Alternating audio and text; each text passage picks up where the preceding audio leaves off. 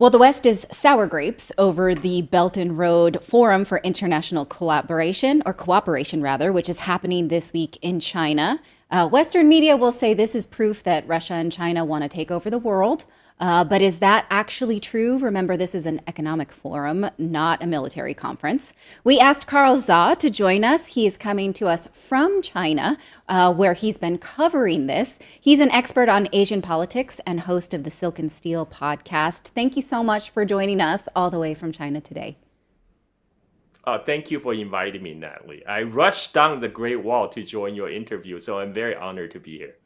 That's amazing that there is such a collaboration because, like you said, you're reporting for RT.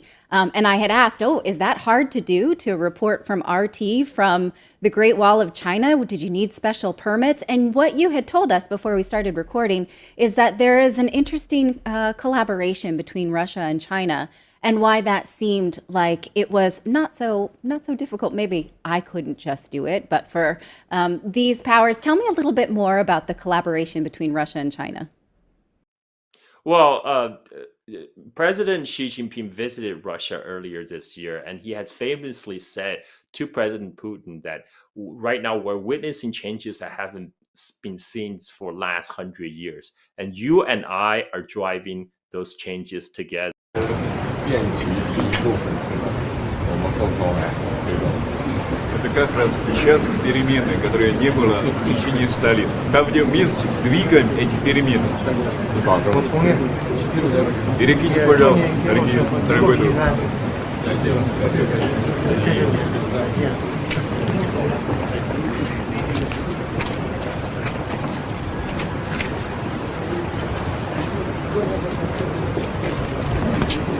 I think that point is driven home by the images that's coming out of the Belt and Road Forum right now. When you see the door opens up and President Xi Jinping and Putin are leading the rest of the world leaders marching into the Great Hall of the People. And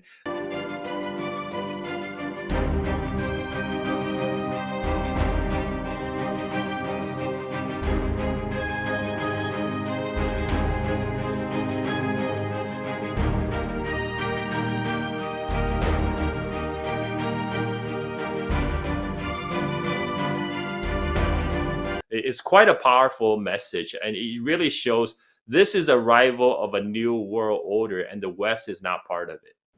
Now, I want to ask you a little bit about this Western narrative that these developing countries don't understand the debt that they're taking on from China.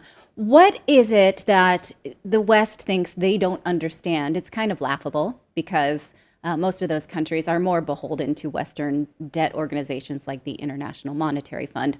But what is it that maybe they do understand, and why would China do this? Well, a lot of the Western reportage on China is 100% projection. They're projecting onto China what IMF and World Bank actually does, which is debt trapping nations in the global South to Western finance, and then in the end, extracting resources from countries like Africa to European capital like Paris, London, or to Washington. And again, what they don't understand, what China do is fundamentally different, because what China has done in the past few decades is they have built up China from a very poor agrarian country into an industrial powerhouse. In doing so, they built world-class infrastructure. You foster a host of Chinese companies who are catering to building infrastructure, fostering this growth. But now China is getting increasingly built out. China already have amazing bridges, amazing high-speed rail network. What Belt and Road Initiative is designed to do is export this excessive Chinese industrial capacity to the rest of the world, where development is desperately needed, where there's desperate need for more roads, for ports, for high-speed rail. Where I stay normally in Indonesia, the fourth most populous country in the world, China has built Southeast Asia's first high-speed rail from between Jakarta and Bandung, traveling at 350 kilometers an hour. Natalie, Indonesia now has high-speed rail before United States. I don't know when US will ever get its own Oh my high-speed rail goodness. Don't even network. talk. I'm from California and the whole, Los Angeles to San Francisco high speed rail. What a mess. I don't think that will ever happen. So we can sort of look on and envy. Yeah, this is why I think United States should just get over its sour grapes and join the Belt and Road Initiative, and maybe China will help US finally build a high-speed rail in United States. Let's not forget the first cross-continental railway in China was also built with Chinese labor. They can do it again. So I want to ask you about two politicians specifically that showed up. You mentioned Russian President Vladimir Putin, but also I want to ask you about Viktor Orban, who is a leader of a NATO country and an EU country. And his attendance at the Belt and Road conference is being looked down on as if he went to the wrong side of the playground.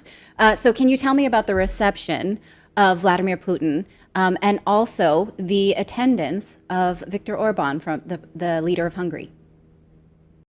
So when President Vladimir Putin walked into the Great Hall of People and delivering his speech, several delegates from EU countries actually walked out. And this is a very childish and immature action because Europe desperately needs Russia. Europe needs Russian energy. Europe is suffering right now after the deadly terrorist attack on German critical infrastructure project that is Nord Stream 2.2. And the effect of that is the German industrialists are now plucking their plants from Germany and shipping them to United States. So essentially, U.S. policy is cannibalizing its so-called European partners by really vassal states to shoring up its own faltering economy. So this is not good for Europe, and European leaders like von der Leyen or Joseph Borrell, they have acted nothing more than spokesperson for Washington rather than a defender of European interests. What Viktor Orban has done is he stood standing up for Hungary's national interest because he realized that Hungary could not function by denying Russia its own place, linked as an energy partner of Europe. Now, you mentioned that this is not a military conference, but it almost is impossible to leave military conversation out of this because we're looking to leaders of the world to have a response to Israel.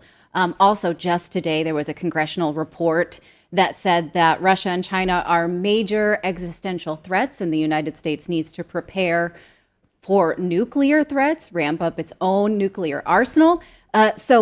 Is this one of the things that will prevent international collaboration, do you think? Now, when President Xi Jinping gave his opening address and BRI, he specifically said the BRI is not about dividing world into blocks. That's not what's it for. What BRI is inviting countries from all over the world, including Western countries, to sit down and talk over their differences, especially in this time of increasing geopolitical instability, as you mentioned, the conflict between Israel and Palestine. And not only to settle their differences, but to cooperate together for future development. So what China and Russia are offering is a vision for the future, a long-term future, whereas Washington and its European lackeys are sticking to the old forever war. They offer nothing but military bases, more weapons for Israel, and this continual impoverishment of their own citizens to lining up the pockets of military-industrial complex. Thank you so much for that analysis. It's always great. You can follow Carl Zaw on Twitter or X, as it were. And where can we find your coverage of this more extensively, maybe for RT? You can find it on RT.com or you can find it on Rumble or Odyssey. Okay. Thank you. Well, I'll be watching out for that because I especially want to see those shots from the Great Wall of China. Thank you again for taking the time to be on Redacted.